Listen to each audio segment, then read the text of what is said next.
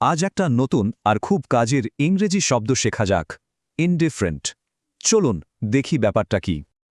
আচ্ছা, এই শব্দটা বোঝার জন্য প্রথমে এই প্রশ্নটা নিয়ে একটু ভাবা যাক। চলুন রাজু নামের এক ছেলের গল্প শোনা যাক। রাজুর বন্ধু তো দারুণ এক ক্রিকেট ম্যাচ জিতে আনন্দে লাফাচ্ছে। কিন্তু রাজুর দেখুন কোনো ভাবান্তরই নেই, সে বন্ধুর খুশিতেও একদম চুপচাপ। রাজুর এই যে কোনো কিছুতে কিছু এসে যায় না, এই ব্যাপারটাকে ইংরেজিতে বলে ইনডিফারেন্ট।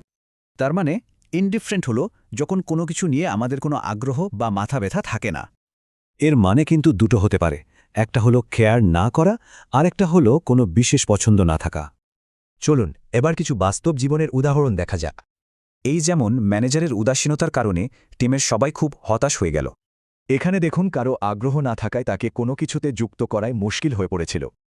আর এই উদাহরণটা দেখাচ্ছে সাধারণ মানুষ পাত্তা না দিলে নতুন কোনো নিয়মও কিন্তু সফল হয় না। তাহলে এক নজরে দেখে নিই কিভাবে শব্দটা সহজে মনে রাখা যায়। শেষ করার আগে একটা প্রশ্ন, উদাসীন থাকাটাকে সবসময়ই খারাপ, নাকি এর ভালো দিকও থাকতে পারে?